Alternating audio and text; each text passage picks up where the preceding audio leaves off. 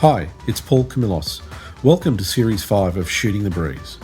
Join me and my co-host Jacinta Govind as we talk to inspiring players, amazing coaches and the legends behind the scenes and at the grassroots of the game.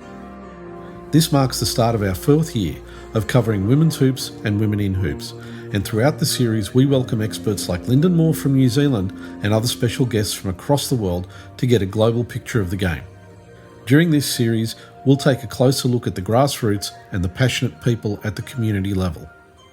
And of course, the 30th edition of the FIBA Women's Asia Cup will be heading to our shores for the first time to showcase the best women's hoops in our region.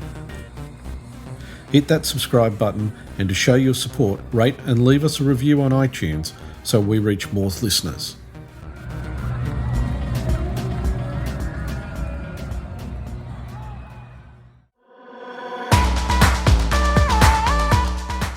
And there's so many quotes from that show that I have on my phone for various reasons, but that one needs to be plastered everywhere in the same way that he plastered "Believe" above his coach's office door. Yeah. When that line came out on the show, I thought to myself, yeah, you know what? This is something that every owner and every coach and everybody involved in the front office of any club needs to put up on the wall and understand.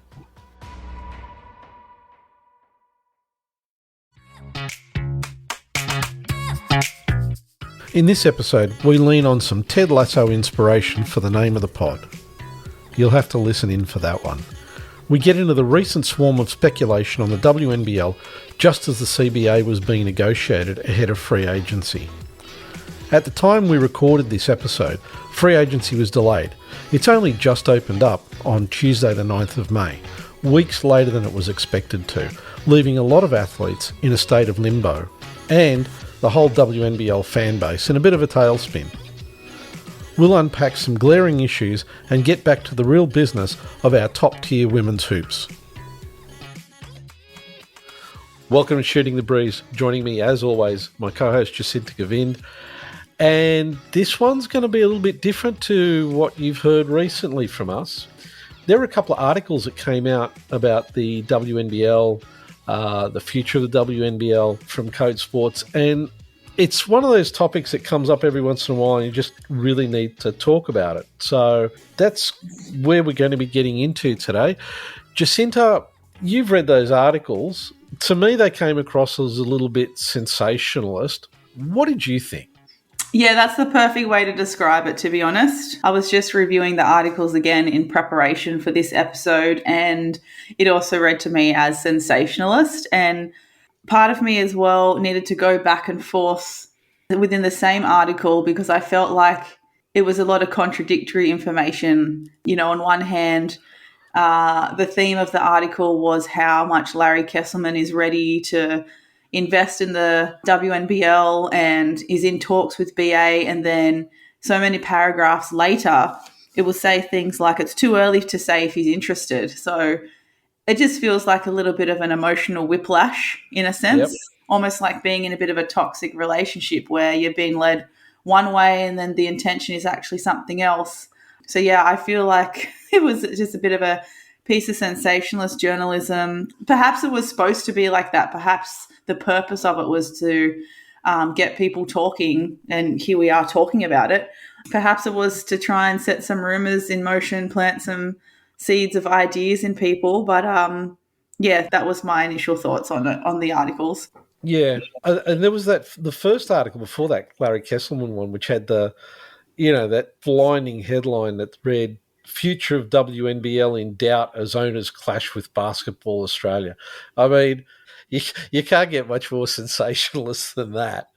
And going through that article, it felt like somebody wanted to get their point of view across to a wider audience than what they were getting it out to.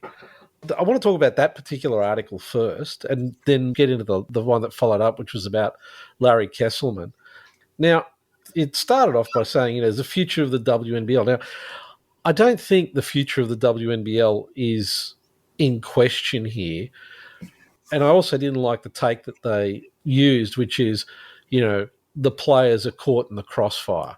So I want to just talk about that a little bit, because I think if anybody's actually trying to help the WNBL by putting articles like this out, you know what? It's really not helping.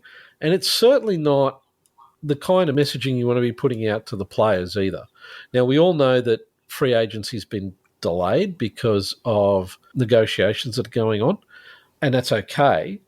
This article kind of felt a little bit like someone's trying to push a point in relation to what's going on, because they specifically mention that the players are looking for a significant increase on the minimum wage, which is currently $15,000.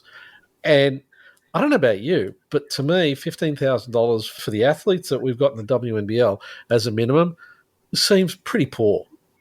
Yeah, I mean, what can you even do with $15,000? That's like having a part time job, and being a professional athlete is a full time job. I mean, even the basic entry level admin officer makes more than that, right? Yeah, Or an 18-year-old that has a job at Macca's makes yeah, more than that. It's yeah, completely unrealistic to think that you're going to expect people to be a professional athlete, commit to your team, your club, and the same training schedule and live on as little as $15,000 for the 6 months. yeah. Look, it's pushing people into the position where they've got to train and they've got a job. Mm. Now, there was some numbers that came out a while back that the Herald Sun put out, which is saying that the average income across the WNBL is 37,500. Now, obviously, you got players who are at the higher end of that. You've got a lot of players at 15,000, which brings that average out. That's not a particularly high number. So I kind of question why anybody would argue about the players getting more than that. Now, one of the things that was quoted in the article, and this relates to, I'm just scanning the article right now, there was a point made that Jerry Ryan wasn't keen on paying whatever the increase was. I'm surprised by that, because I think in this situation, this is where a hard cap can really be a positive force for getting players' salaries raised. Because at the moment, you got teams which we know, we've seen it. They're out there and they're spending big money to be able to buy a roster that will get them a championship. Yet, I've heard the rich clubs are the ones that tend to not want to have a hard cap because they've got the ability to spend when they need to try and get the roster. Yet they're the ones that are complaining the most about, raising the minimum. So you can't turn around and tell me, we want to spend whatever we can to try and get a huge roster in, yet we're not willing to support the players by giving them an increase in the minimum salary. It just doesn't make sense to me. Yeah, I had to read that part of the article a couple times. He starts by saying he does want to support the increase in pay, but then also feels like the lack of vision from Basketball Australia for the league and the $5 million loss from last season, he feels like that's a reason why the pay can never go up. So it's a bit of a circular reasoning kind of around that, where it kind of made me sit on the fence where I'm like, I'm not too sure if he is in favor or not. But then, so again, then later he says again, the priority of himself and other owners is to get the minimum wage up. If they can expand the sport and the fan base, then we can afford to pay more. So again, he's like, yeah, I support it, but on these conditions. Yeah. So it's almost like, well, how how are we going to have one or the other? I feel like the last season we did a pretty good job expanding the sport and the fan base. And I just saw an article today. I mean, it may have been a BA article, so I'm not too sure if how they measured this in the article was by an external party or by BA. But apparently basketball is like the number one sport implemented in schools now. Yeah. I So the saw that. sport definitely is seeing, a growth again, like we saw at the height of the 90s. Yep. But yeah, so it was a bit of a backward compliment for me, his perspective. Yeah. And to me, it's a bit of a slap in the face to the players. I mean, if you go back to the first championship they won, they had Liz Cambage on the squad. I think they had Leilani Mitchell on the squad. Who else did they have on that squad that first year? Because it was like a stunning roster. Yeah, I'm pretty sure the first time they won a championship as the Flyers, Yeah. I'm pretty sure was the Hub season. Yeah. I think they had the likes of Cam Beige, Leilani Mitchell. I think they still had the regulars like Beck Cole, Yep. Jenna O'Hay, Sarah Yeah. Blissards. Yep. I can't remember if they had another import or if they ended up spending most of their money on Cam Beige. Yeah, I mean, look, the point being that they spend money, right? They spend big money to get these rosters together and yet, Oh, yeah, we couldn't have imports that season because it was that's a right. hub season, Yeah. yeah.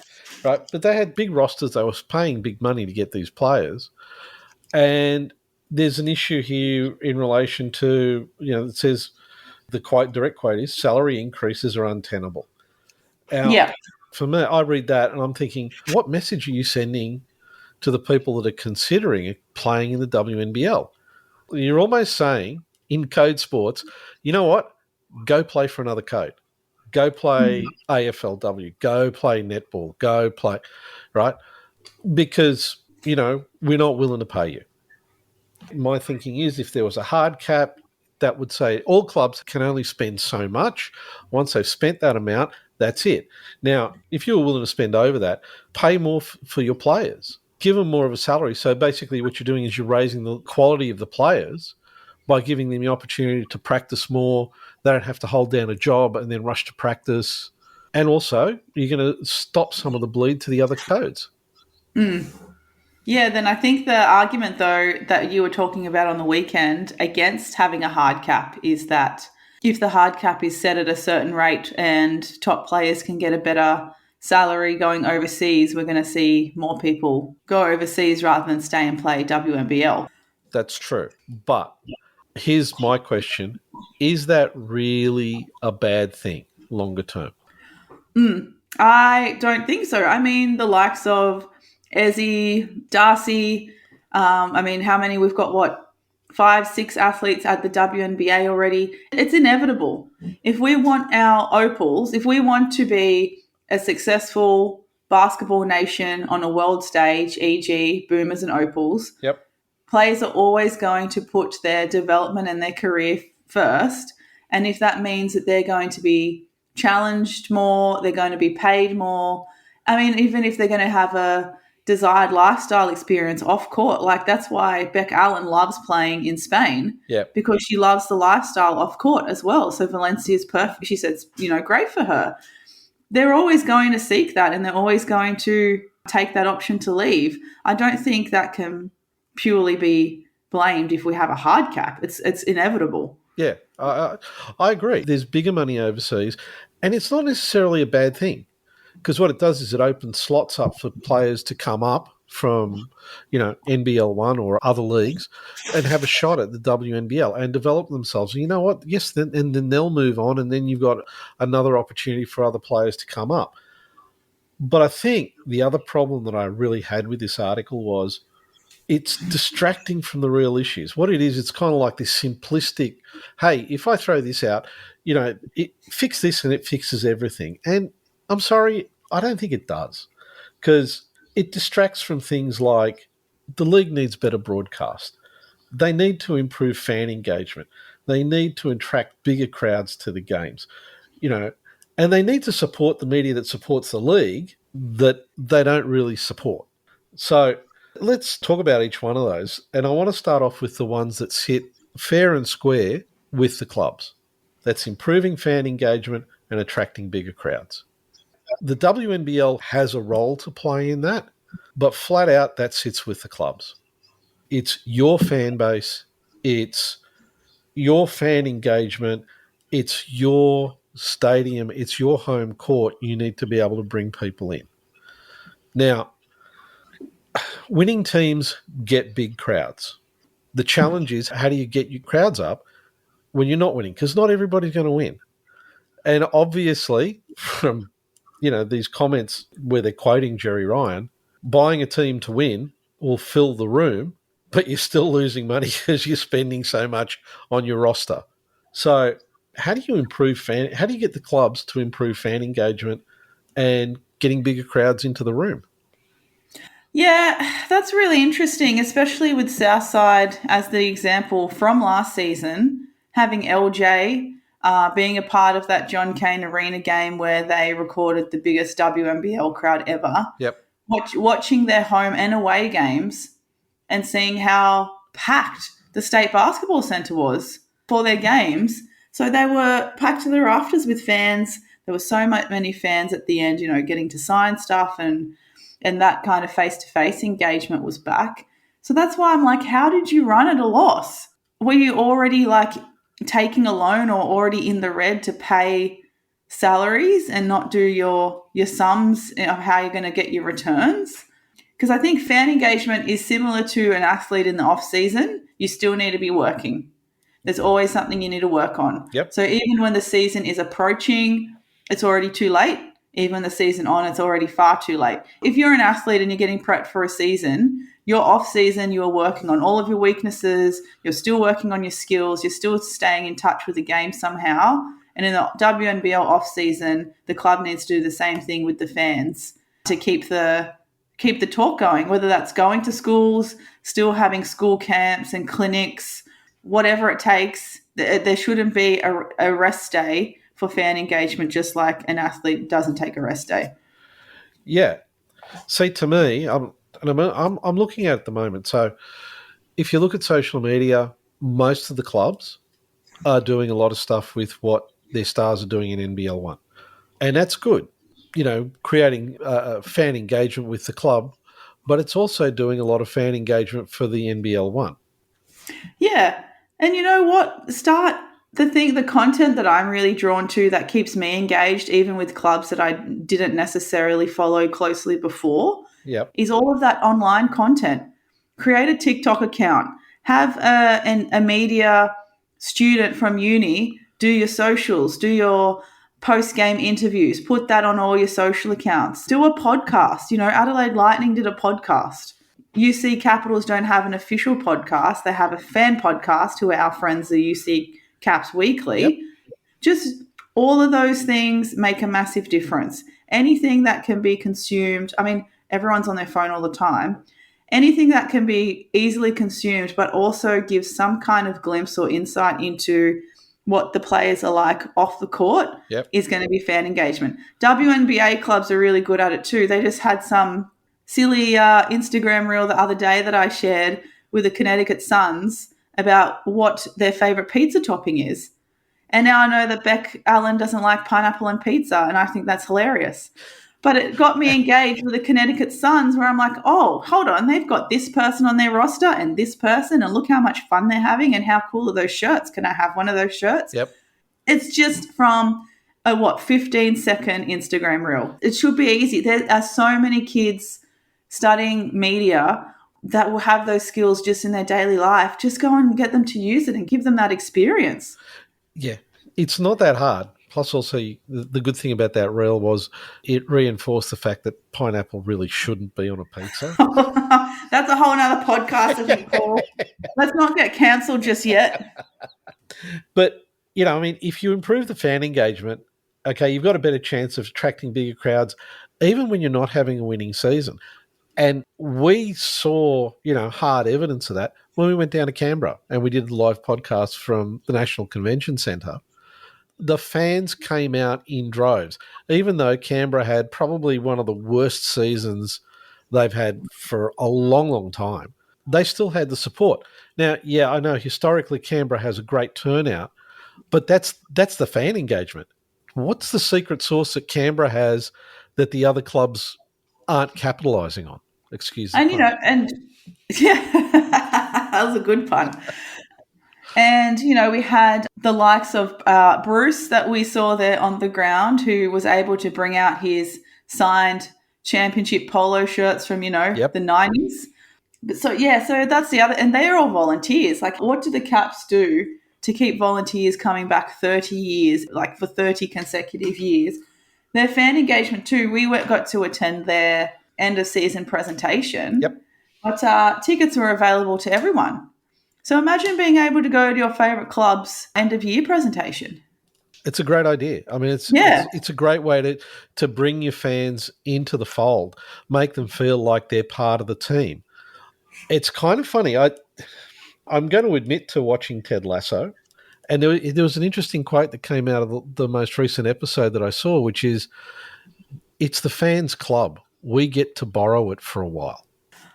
See, I love Ted Lasso. I only people have recommended that show to me so much, and I've only just started watching it with my mum, and now she's overseas. I promised I wouldn't watch any more without her. And there's so many quotes from that show that I have on my phone for various reasons, but that one needs to be plastered everywhere in the same way that he plastered "Believe" above his coach's office door. Yeah. When that line came out on the show, I thought to myself, yeah, you know what? This is something that every owner and every coach and everybody involved in the front office of any club needs to put up on the wall and understand. Yeah, I totally agree. I think the Caps do have the advantage of being a city that is like a big regional town. So things are more accessible and a little bit more in your face, I guess. And, you know, the Caps have such a rich history, being the most successful Canberra professional sporting team ever. Yep. But I think they've done a good job with sticking to their roots. They don't try and fit another mold of this is what a professional team should look like. And I know that systemically and administratively they still have their own issues, but the fans still keep coming back and they still commit to putting on the best game day that they can. Yep. And I think another good thing that I realised is that they have some really good merch, and the merch is very easily accessible. When we went to the convention centre, and they even were selling some of the older merch, and our good friend Nick Walker was still able to get some jerseys of other players who played for the Caps once upon a time that he still really liked as players. Yeah, that's true. And that's the sort of stuff that everybody needs to start doing. You know, if you're just going to distill it down to, you know, okay, I'm losing money, so therefore I'm going to take whatever steps I can. Okay, from a straight business point of view, I get that. But the problem is, I think that actually alienates the fans. Okay, the fans do want to buy the merch. And yeah, that means you might get lumped with a whole lot of, you know, outdated merch at the end of the year, but still have it available for people to buy. People will always want to buy something.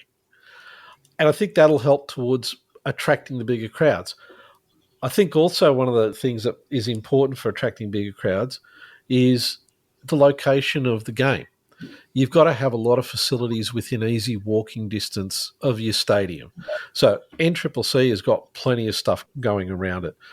Some of the other stadiums, like if you think back to the days of the old convention centre in Sydney, one of the advantages it had was you'd cross the road and you were in Chinatown.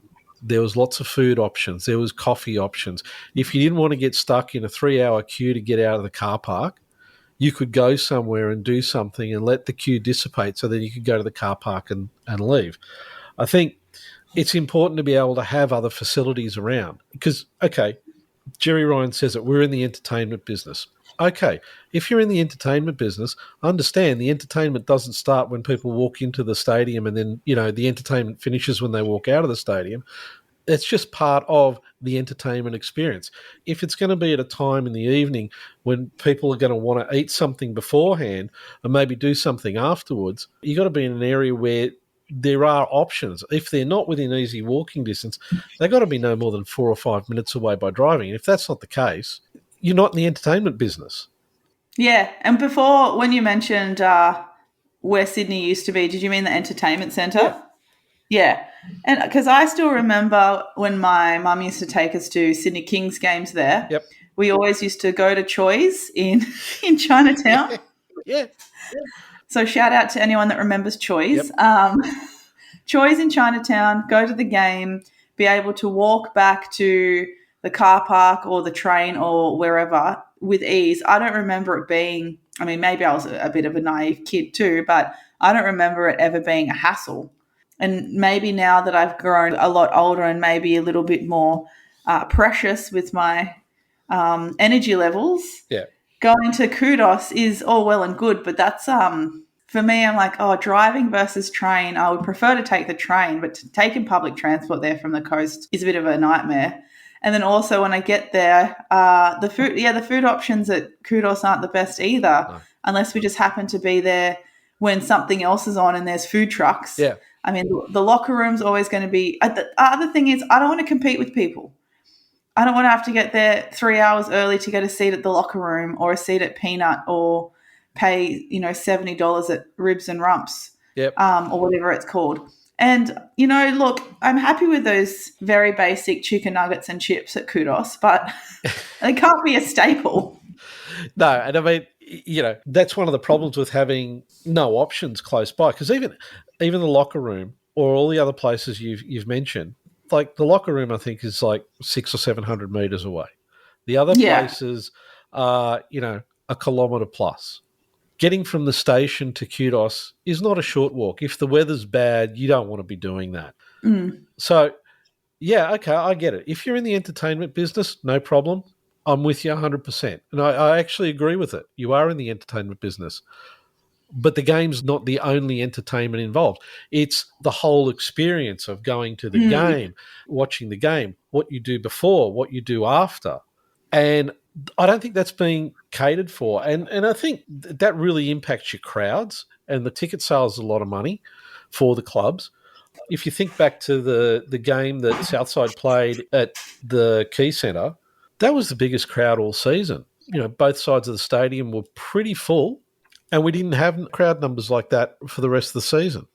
So it's kind of telling you that there's other steps that need to be taken to be able to attract people to a game. The game is kind of like the core, but you need to have stuff built around it to support the game.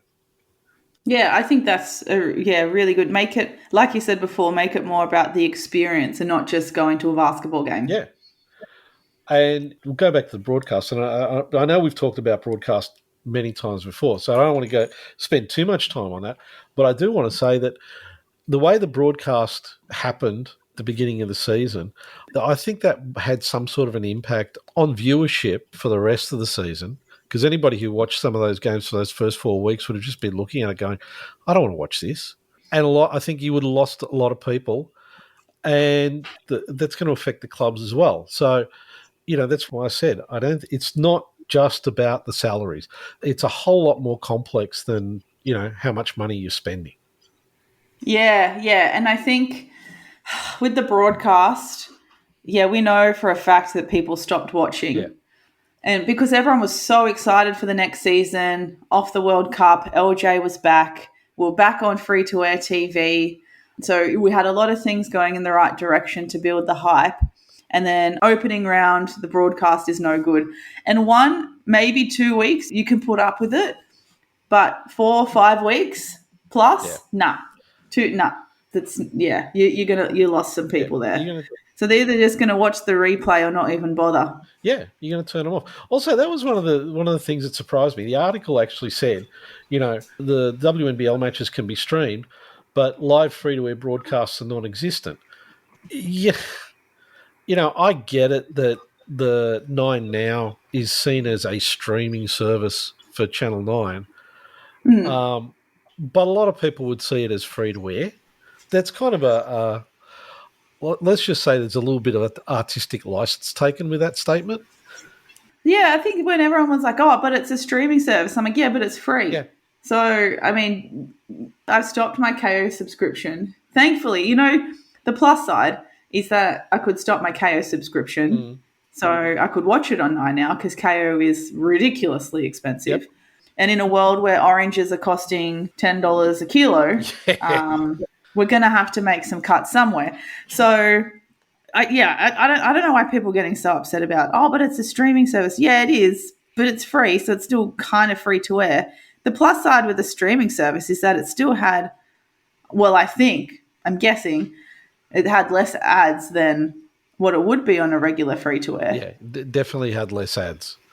And so I keep coming back to this article. It's like, it almost feels like we're going to fix the WNBL by clubbing it over the head. Yeah, I think one of the notes I also wrote in prep was like, how long is this going to take? Because one of the articles they said, I think Larry Kesselman was paraphrased to say, or perhaps even quoted to say, we'll have to start from scratch. He and BA would have to work together to try and figure out what model was going to be the most beneficial for the league and the players. but meaning we'd have to start from scratch. And I'm like, we don't have time for that, man.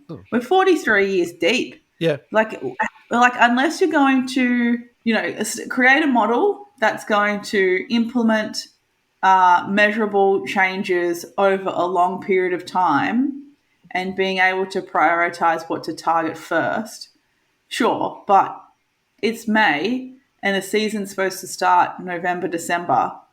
I'm not too sure what they're expecting to do, if anything, in such a short period of time. Yeah, the only thing I can think of is that they'll arrive on a model, whatever financial or business model they come up with, and they'll come up with it sometime this year and take 12 months to implement it or something like that, because anything else doesn't make a lot of sense. But going back to that second article where they're talking about Larry Kesselman and look, I'm not going to take anything away from what Larry's done. He's taken the NBL when it was literally on its knees and turned it around. But the first article in the code says the NBL is still working its way towards profitability. So if that's the case, and the code's quoting it, and I've got to assume that they've done their homework on this, how's this going to address the issue that the owners have with losing money? That's a very, very good question. On the one hand, we don't want to increase player wage because we're losing money, but on the other hand, we want the same owner to buy us out with the same model for a league that doesn't make profit. Now, listen, I've said lots of times, I'm not a business person, a numbers person. I've got the health brain instilled in me. So sometimes this stuff to me doesn't make sense, but I'm pretty sure I've got this sum right. Yeah, no, you do. There's no two ways about it. And I know it sounds like I'm kind of bouncing back and forth here, but to me, all of this stuff constantly, it's negative news. Oh, yeah. If you go back to the players and the fans, are you seriously, look, now this is me getting really frustrated. Are you seriously telling me that the best way you can come up with to fix the league is to complain and say to the players, yeah, it's not viable to give you a raise? And to the fans, it's like, hey, we're in the entertainment business, but are we really entertaining you? Right?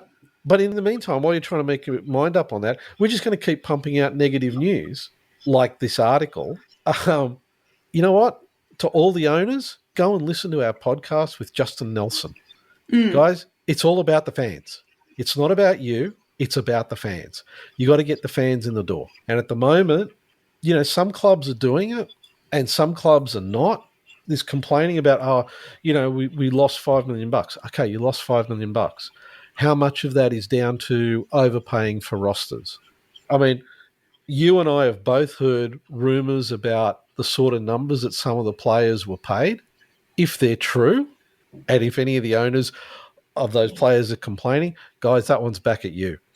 Yeah, worst kept secret of the league. That's the other thing about the WNBL. Nothing's really sacred. So those player salaries we heard, blew a lot of people's minds. But yeah, when you asked at the start of the episode what I thought of those articles and we talked about how it was sensationalism, the other thing was, it's that, again, the only time the WNBL gets in the mainstream paper is when it's been run through the mud, when there's drama, when it's negative press. And the old saying of, any press is good press or whatever it's supposed to be. No, not in this situation. And that's not against the people writing. I don't want to say this to badmouth the people writing these articles, because we know that they, like our other journalist friends, probably want to write some good articles that are positive and about players. Absolutely. And celebrating the league too. But we know for a fact how often they're knocked back. Yeah. How often journalists who genuinely like basketball, who work for mainstream media, want to write those things and their bosses say, no, go and write something else about footy. Yeah.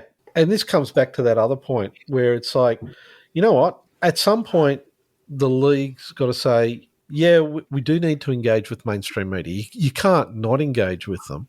And let's actively engage with the media outlets that are actually trying to, they're supporting us. They're doing articles, podcasts, stories. Yes, they may be questioning what we do, but they're doing it from the point of view of, this is an issue and actually putting up potential solutions rather than just constantly complaining. And we did get some momentum at the end of the season where we were able to get a couple of feature stories on the Today Show when LJ and Tess Madgen went on about she hoops, and then the morning after the WNBL Awards, Kayla got on about her being the MVP. So that we were heading in the right direction and got some really positive momentum with getting some exposure in mainstream. So hopefully those doors will still be open for next season too. But we need to try, and it's going to be a really tough task, I think, for the league and the people working behind the league to make these positive changes, to start turning that narrative around. Everything is negative, and come and join the WNBL for the drama when there's so much more better things to be talking about. Yeah. I suppose the one advantage that the WNBL's got is the Asia Cup is coming to town. It's not the World Cup, but here's an opportunity to be able to try and get an engagement bounce with a wider audience from significant international competition. And that means, I've got to go back to it. It's like, can we stop with these negative articles? Can we stop with this approach? Can we try and look at it from the point of view of, okay, there are issues, but let's not just, club it over the head. Let's have constructive discussions, and then let's try and utilize the Asia Cup to try and give the WNBL a bounce in engagement because, WNBL is in the entertainment business. It is a sport, but it is an entertainment business. Then let's look at it as an entertainment business. And the other thing I just thought of as well in terms of fan engagement, obviously the Matildas are getting ready for the World Cup because we're hosting the Women's Soccer World Cup in Australia across different cities. And everyone's getting hyped for that. And there's the documentary on Disney Plus. And the thing that has really hooked my interest in the Matildas for the first time is that I can buy their uniform at Rebel Sport. Wow. Yeah, so I walked, down at Erin Affair, Rebel Sport has moved and got a refurb. And that's big gossip down here on the Central Coast. And we got a Uniqlo, so we're coming up in the world. I shouldn't bag out the Central Coast, it's great. But I went into Rebel Sport actually to see if they have more women's basketball gear, because me always whinging about that. First thing I see when I walk in is a home and away kit for the Matildas. And that away kit in that light teal green is perfection. And I was like, I'm ready to be a Matildas fan because that kit's so nice. But it's not so much that, it's that the kit's available. Yeah. I can go and buy it. Imagine if we had the World Cup and the Opal singlets were available ahead of time, so I could go to the first game wearing the singlet. I won't have to wait in a line for 90 minutes for a jersey that, just to learn when I got to the front of the line, was actually out of stock and they didn't have the printing materials available for an LJ jersey. Yeah. And then people buying it afterward and some getting sold out. Imagine being able just to go in and buy it. Like, that's another way to have the fan engagement. If it's not available, people aren't going to buy it. They're not going to see it. They're not going to buy it. It's the same. We say it with everything else. You don't put it on TV. You can't justify that no one's going to watch it because it's not on TV for us to watch. Yeah. I think this is actually an important topic, and I think it's something we need to go back and talk about because obviously, we were gearing up to do an episode on free agency, and then my favourite. Yeah, your favourite. My favourite. And we had to postpone it because free agency got postponed. I mean, talking as well about before how you feel like these types of stories are actually distracting from some issues. We're still yet to negotiate or have confirmation that the league and the Players Association have negotiated a minimum salary. Yep. I'm not too sure if no news is good news or if we're just in a stalemate or what's happening with it. But the thing that worries me is that the longer it goes on for, I don't know how much information players are getting through the Players Association in terms of updates of what's happening, in terms of talks, negotiations, timelines, because there are 50 uncontracted players that need to decide their fate for their next professional season. Yep. And like you said before, there's probably a lot of fringe players on that 50 who would be tempted to go to something like AFLW if it means you're going to get a guaranteed contract of higher salary, even if it's a game that you've never played before and you're going to get that opportunity to do so. The longer you wait, like what's the guarantee that you're going to get a contract that's going to be suitable for you, be able to put together a good roster. The Flames, I mean, how many decisions can the Flames make with technically an interim head coach, considering that court case is only going to be dealt with in July? I know that lots of players will still be with NBL 1, but you want to know what you're going into for your next professional season and have enough time for preparation. You can still be preparing while you're at NBL 1. You might have your coach say, in the meantime, work on X, Y, Z for the next season, whatever. That's the biggest question marks for me, is that we've got 50 players who need contracts. And is it going to be a mad dash to the finish line, or are things already happening? Well, yeah, there's not been a lot of news about that. But for me, out of this as well, is I don't think it's just BA and the Players Association. If you've got owners saying, I'm not willing to take on the expense of an increase, then who's being the blocker to a successful outcome? Right? I mean, for all we know, and listen, I'm just pulling numbers out of the air here, and if it gives anyone a heart attack, I'm sorry, I have no clue. I'm just picking numbers out of thin air just to work with round numbers. Let's say that BA and the Players Association agreed on $25,000 as a base. Right, I don't think it's going to be that high because that's a $10,000 jump. But let's assume that they did. If the owners say, yeah, we don't want to pay it, well, what do you do? Yeah, I mean, and we talked before about how the thought of a hard cap, people's argument is, players are going to go elsewhere. Despite all of the things that haven't been implemented and confirmed, all the more reason for players to go elsewhere. I mean, Shyla Heal has tweeted a bunch of emojis hinting that she's signed a deal overseas. Yep. So I'm pretty confident that she's going to be going to Europe next WNBL season anyway. And what's stopping the likes of Keely Froling following in the likes? I compare her a lot to Darcy Garvin because they're similar skill set and height and things like that. Darcy Garvin's done her first season in Europe, very successful season too. What's stopping the likes of Keely, who really gave her all in a very tumultuous season last year, was able to still lead her team to play and played her best, really refined her leadership skills. What's stopping her from just saying, you know what, this is too much for me. If I've got offers from Europe, I'm just going to go. And with no negotiations and all this uncertainty, what's stopping from players going now? Yeah, there's nothing stopping them. And that's the whole point.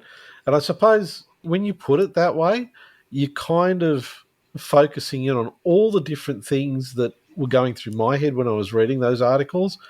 And it really came down to the fact that you're not giving the players any certainty in what's going to go on. And the reality is players have a short career and they need to take all the best decisions that they can for their playing career. And if that means going overseas, well, they'll do it. Well, like Taylor Simmons, she used to be a development player or, like one of the players further down the bench in the WNBL. And she knew she wasn't going to get another WNBL contract. So she's gone over to Slovenia. Yep. And she's having a great time. I don't know exactly what comps and how it works over there. But just based on what she's posted on socials, they've won like 3 championships. But yeah, she's winning championships. She's dropping 40. She's living in another country, probably getting paid well. Looks like she's having a great time. So even for the players who in the WNBL were playing DP spots or, those kind of 9th to 12th spots, even they can go over to Europe. But there's no stopping anyone. There's a lot of basketball out there to explore. That's absolutely it. That's why I think this impasse is just not helping the league at all. Given, there's been an increase in viewership. Yes, membership sales are up. So all the numbers are going in the right direction. Why? Why do we sort of turn around and then have a huge amount of uproar like this, which then takes the focus away from we need to get an agreement in place with the ABPA where we can get players an increase in salary. That means they can focus more on their basketball and then build the WNBL going forward, given that we've also got Women's Asia Cup coming up in Sydney. So there's something else where we've got international competition. Get out there, promote it, get fans to the game. The ticket prices are lower than the World Cup, so hopefully you should be able to get more basketball fans. If in schools that article is correct, and I have no reason to disagree with it, that it is the fastest growing sport in schools, we should be able to get lots and lots of people coming to the Asia Cup and capitalise on this. The last thing you need is to be seeing stories like these ones coming out, which is going to make the undecided fans go, really, do I want to kind of invest my time in a sport that, according to the headline, the future of the WNBL is in doubt? Yeah, I think it puts the wrong doubt in people's mind when we put it that way. Yeah. Okay, so we've had a bit of a rant. Yeah. Right. We've come to some outcomes about pizza toppings. Yeah, Beck Allen, you've been seen. You're on notice. We managed to sneak a pun in there as well. Oh, yeah. You capitalised on that pun. And we got to throw in a Ted Lasso quote also. So it's been a pretty good pod all the way around. More Ted Lasso quotes for season 5, I say. 100%. So, Jacinta, thanks for your time. We'll speak to you soon.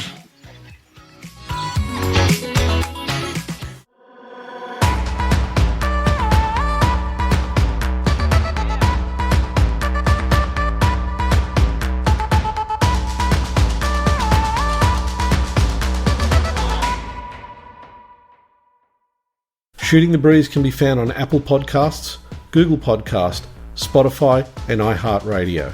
Don't forget to subscribe and share the podcast with all your friends.